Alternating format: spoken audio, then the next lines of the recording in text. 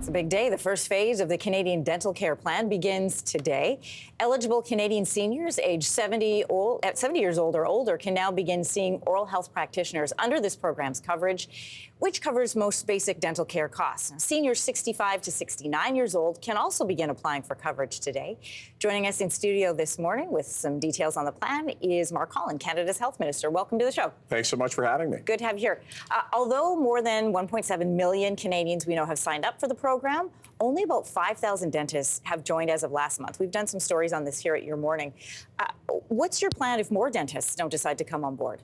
Well, first, really good news. We're up to 6,500, over 6,500. So we're seeing that number grow every day. But there's been a negotiation happening with the dental associations. And, every time they ask for something, I fix it. And that's, they had a concern about the size of the contract and its complexity. We get it down to 2 pages. They said they don't want a contract at all. So we got rid of it and created an online portal.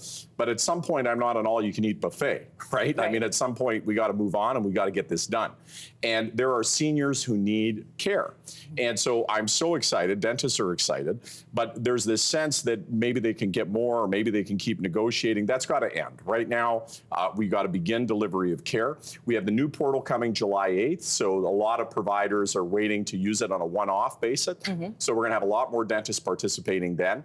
But I'm very encouraged with the direction of things overall. And as I say, if we can fix it, we will. The one issue we can't do is to have seniors pay out of their pocket and upfront these costs. That's just simply not fair to seniors. What do you say to seniors who may have to wait a little bit longer because they're trying to find a dentist to participate in the plan? Well, first of all, there are, as I say, 6,500 plus dentists now who are signed up. So try to find somebody now. If you can't, a lot of seniors, these are folks who maybe never have had oral health care in their entire life. We know on July 8th that we have a whole new portal coming on. We're seeing hundreds of new dentists coming online every day. So have a little bit of patience, but we're winding your sails. We want to make sure everybody gets coverage. And I know the dentists feel absolutely the same way. And when I'm talking to the dental associations and we're having the negotiation, look, they want to make sure everybody's covered too. So we're going to get there. It's just a question of a little bit more patience to make sure that everybody gets the care. And in rural and remote communities, we always said that it was going to take a little bit more time. That's why we have the Oral Health Access Fund to be able to do that. But also you're seeing a lot of hygienists come on board. And don't forget the denturists who are doing an incredible job as well, making sure that seniors get dentures in their mouth and have the pride of a good and happy smile. Your government has said that the dentists can bill insurance programs without signing up for it. And dentist associations have been saying the details of how that's going to work seem to be vague to them. So how will dentists be able to bill this program without actually signing up for the program? Okay, it's as simple as this. Folks are going to walk in with their dental card, just like you would any other insurance card. Dentist's office are going to use the same existing computer software that they use with insurance companies. They plug it in within, for everything that's available right now, they're going to get paid within 2 days after they submit. End of process. It's that simple. So it works like any other insurance plan. There's no complexity to it. For more complicated oral health needs, when somebody requires pre-authorization, that's going to start in the fall. And we're working with the dental associations to make sure that's as simple as possible. But, obviously, if it's much more expensive, much more complicated oral health needs, we're going to need to validate that that is medically required. The great news with this plan, as long as it's medically required, there isn't a limit. We're going to be there for folks who need the care. Yeah, this is something new that we're rolling out, so it is going to take a little bit of time, as you mentioned. While I have you here, Minister, I wanted to ask you about the new changes the Liberal government has made to the capital gains tax. The Canadian Medical Association saying, you've heard this, they are concerned about how these rules are going to affect the retirement plan for many physicians. And as we know, many of them are in that category.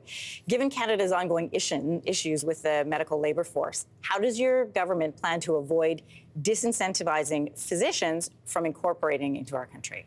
Sure. Well, first of all, I want to say that we have an extraordinary health workforce, from doctors to nurses to personal support care workers. And we have to make sure that anything we do is fair to all of them and that we have a fair society overall. And so what we've said is for capital gains, so this is after you've paid for all the expenses, this is profit, that right now the first $250,000, 50% of it you still get to have without it being subject to the marginal tax rate. So you're going to have that essentially tax-free. And then once you're over 250,000, you're going to be at 2/3 will be taxed, 1/3 won't be taxed. So the question is, when capital gains and when the folks at the highest level of income earning, that's in the top 1%, they've seen their income grow, they've seen their assets bloom, they've really done very well over the last number of years. But when I'm talking to personal support workers and nurses, that hasn't been the case for them. They've been in such circumstance where they have challenges. So we have to try to look at our tax system and ask the question, how do we keep things fair? How do we live in a society where everybody gets a fair deal? Yeah. And where, well, that's what they're asking you. Yeah, and I think I think this is fair. I think that when you're talking about over $250,000 in annual income, that getting 50% that is not subject to tax, and then saying when you're over $250,000 a year, you're still getting 1/3 that isn't, is a fair deal. And I think, when I'm talking to nurses and personal support workers, and we have to think about how we're there for them and how we make sure that they're well cared for, and how do we make sure that people have health care, and that we make those investments across our health system, and that everybody gets a fair deal in this country. It's all about balancing those needs, which is always a challenge. But given how well folks have done who have been making the most over the last number of years, I think we have to look at that and make sure our tax system stays fair. Okay. Minister, thanks for answering our questions this morning, and thanks for being here. Thanks so much. Hey, thanks for watching. If you liked this, be sure to subscribe here, or you can check out more Your Morning videos right here.